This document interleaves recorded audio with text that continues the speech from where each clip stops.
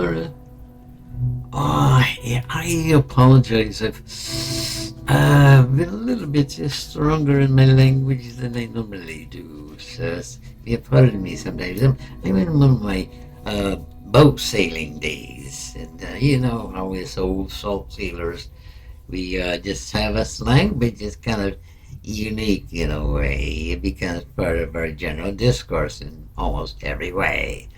What do you fucking think about that? What is that? That's some of the strangest stuff I've ever heard. Anyway, let's move on because this is getting blatantly, patently absurd. Patently absurd. What does that mean? Patently absurd. Patently absurd. I don't know. I'll think of that one. You know, maybe I'll come up with an answer later. But for the moment, I'd just like to talk to you about things going on in the universe that you should be aware of. For this episode, I'm being the mouthpiece or the organ or the dispenser of important information from the universe.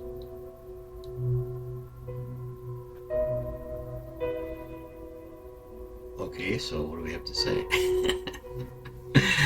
uh, no, just having fun. Yeah, actually, it really is that way. The universe does provide information for me, and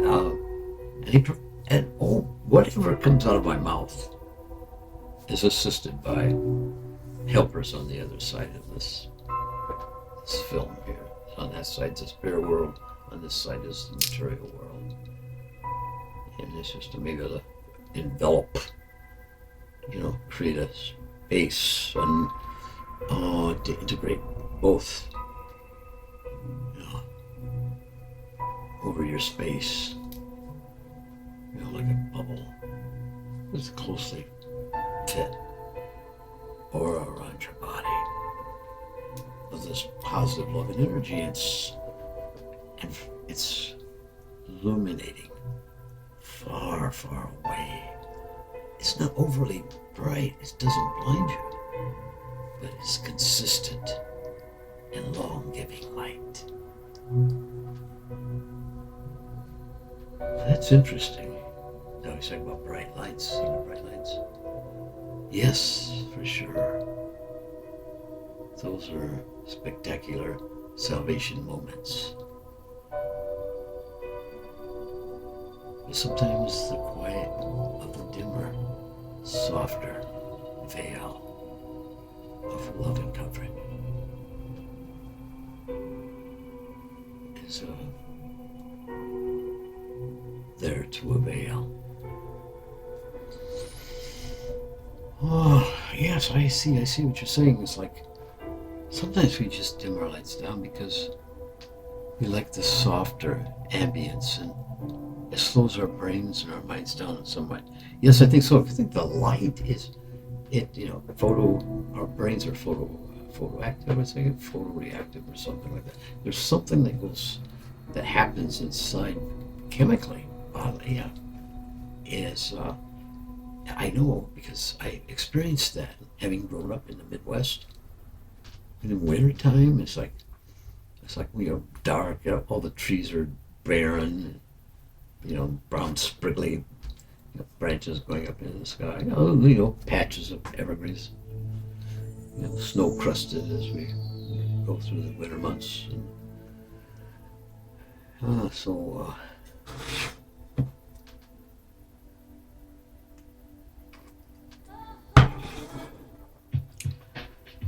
So what does that have to do with anything? Well, we all live in one universe. That's what it's about. One consolidated universe. A mass of whatever exists. We're a thread in it. How deep of a thread do you want to be? Or do you want to be just a spot? No, I want to be a thread. Maybe it could be greater reach, direction. thread, a component of this thing we call the universe. All shapes and sizes and objects and energies that exist. Yeah, we're part of it. Yeah, we are part of it. Yeah. We're part of the energy part of it. The energy, the collective energy of the universe. Now, this is some technical areas, in scientific, physical terms. I'm not too well equipped to explain. I know, but there are some higher-brained individuals whose minds work and know and understand all that stuff, and they can explain it. And know how it means, what it all means. Communicating on a spiritual level and all. What would that be?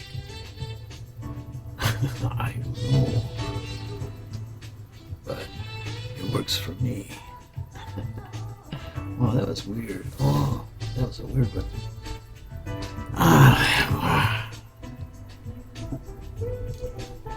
Yeah, but it's true. Yes, always true. There's always truth in these things that we say.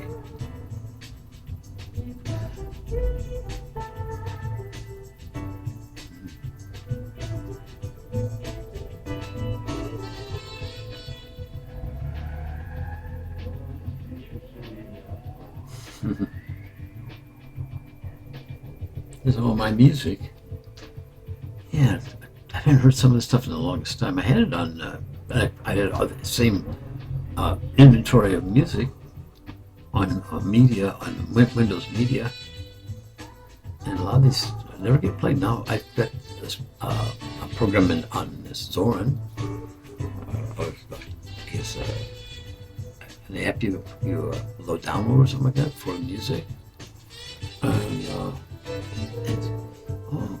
it's not as quite as fancy. It doesn't. Actually, it does project.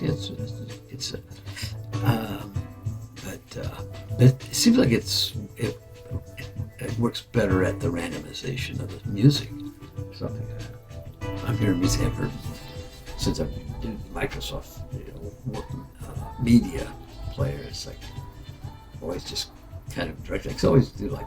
I wouldn't go look for a specific piece. I just maybe like a style, like New Age, something like that, and then just say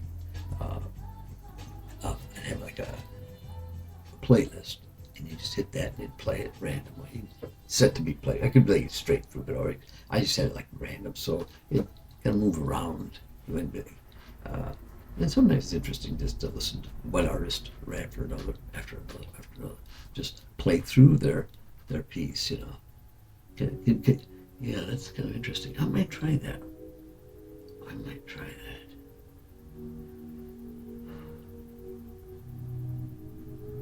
That might be interesting to do. Oh, you know what? You can do that though anyway. You can, but not. You could play set up as a playlist that way too. But just go to the album and play it. You can click on play it. Find the album you might want to hear all the way through.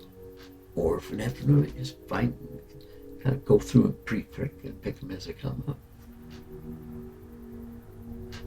Yeah, that would be my advice to you. Oh yeah.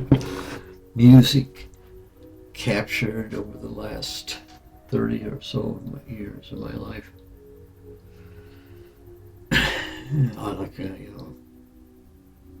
Probably the more, I guess from the mid 80s, what would that be? When were CDs, when did they come on the scene? It was the late 70s, early 80s, I think. Yeah, I started collecting them back then and had acquired 867 CDs or something like that. I was dragging them all around every time I'd move somewhere in all these cases. So the last move, I'm not going to do that again. I donated the cases and everything. I basically recorded all the music off of everyone. I transferred from a CD to media, digital, So um, I have all that music, all, and that's what I use for my music. I just play through my. It's all the stuff I bought. The ones that stuff I enjoy the most. Probably like the new age stuff. It's easy, laid back. But sometimes you get in the mood. I got certain different varieties of rock and roll. So just about any media like spirited kind of music. And classical and the whole work. Yeah, even have a few sets from Rodney Dangerfield. Yeah. So anyway, yeah, it's been good. Yeah, Zoran. That's what it's called. Yeah. This is the operating system. Lux. Lux. Linux. Gee, many crickets. Linux. Luxor. Yeah, that's a hotel in Las Vegas. Luxor. Yeah, Linux. Yeah. Oh, yeah. So I hope it all works out because there's some kind of potentially, regulatory wise negative things for a Linux platform. Sounds like they're trying to make it hard for individual developer. So there's actually no charge for fee for any of this stuff. It's like almost like a charitable organization or like a non-for-profit. It's just a service they do. They live on. They live on donations. So they give you an opportunity to donate. And I always do every time I use one of the services. Like not a huge, maybe $50 or something like that. And so yeah, it's worth it. It's worth it for sure. Yeah. Yeah. So I think that's a worthy. You take a guy. That's a worthy place to make a contribution. In fact, you use anything, then just chip in it. Yeah. If you're the extent of how significant it is, and the way of things in your computer tech lives, maybe with more, except you had to go out and purchase all that on the open market through a licensed Microsoft or even whatever any of the programs. So it's like depending on what your function you use, it might be anywhere from something as a subscription little thing to maybe thousands of dollars. I don't know. I'm sure at one time it would have been. I have no idea how rigid those constraints are now as they might have been before. Now there's a variety of competition. It's like alternative ways to do things that one heretofore only Microsoft was able to do.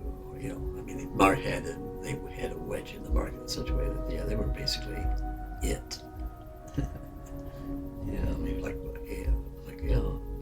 Their operating system designed and built by them, and then, of course then Google got involved, and of course Apple, Mac, they were Mac and